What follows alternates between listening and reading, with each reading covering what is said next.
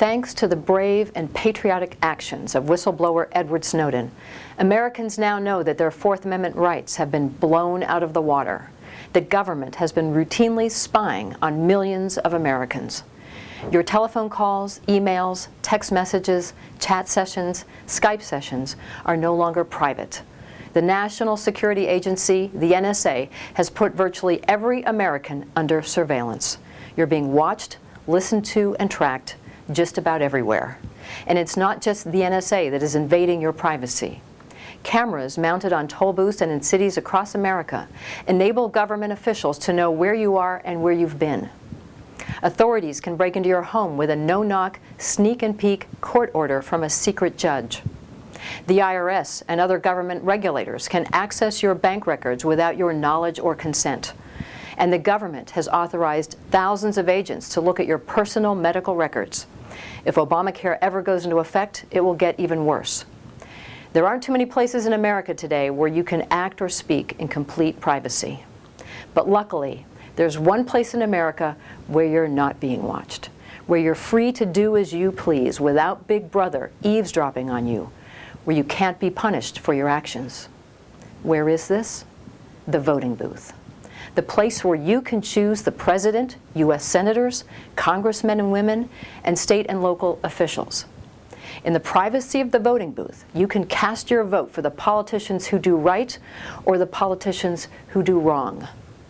The voting booth, where you can toss out every politician who voted for the Patriot Act, NDAA, the National Defense Authorization Act, CISPA, the Cyber Intelligence Sharing and Protection Act, or FISA, Foreign Intelligence Surveillance Act. The voting booth, where you have the power to shut down the NSA and end government surveillance of innocent Americans. The unpatriotic and treasonous government spying going on today is not the function of a few officials abusing their power. The problem is not the abuse of power. The problem is the power to abuse. Take away the power and no abuse is possible. We can investigate the abuses of a few NSA officials, put them on trial, maybe even convict some of them. We can call for reform or more transparency. We can call for kinder, gentler secret courts. But will that change anything?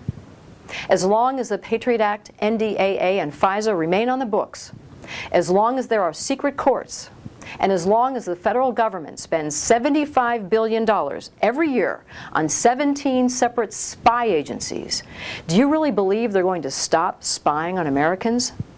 If all we do is make a few minor reforms, how many more years will it take before another brave whistleblower steps forward to reveal that surveillance programs remain in full force?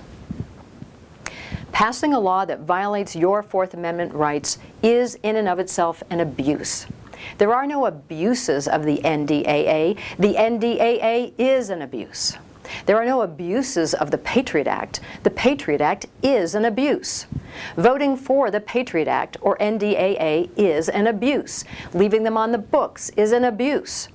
Every politician who voted for the Patriot Act, NDAA, CISPA, or FISA violated your Fourth Amendment rights, violated his or her oath of office to uphold the Constitution, and created the inevitable consequence of the massive surveillance programs we're seeing today. There's one and only one way to stop this abuse. Repeal every law that violates your Fourth Amendment right to privacy. Dismantle, unplug, and end all unneeded spy agencies and secret courts. How do we remove these laws and agencies?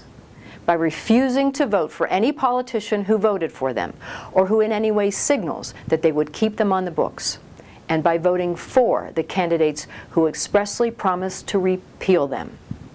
When you vote for a candidate who votes for these laws, you're sanctioning, condoning, and empowering the government to spy on innocent Americans. You're giving politicians license to abuse. Almost every Democrat and Republican in the U.S. House or Senate today has voted for FISA, the Patriot Act, or the NDAA. Despite tough talk of reforming laws or investigating abuses, they vote to keep abusive laws in place. They are the masters of abuse of the Fourth Amendment. Every vote they get drives one more nail into the coffin of your right to privacy and justice under the law. Since the Libertarian Party was formed 42 years ago, it has been the only political party in America that has called for immediate, unconditional repeal of the laws that violate your Fourth Amendment rights.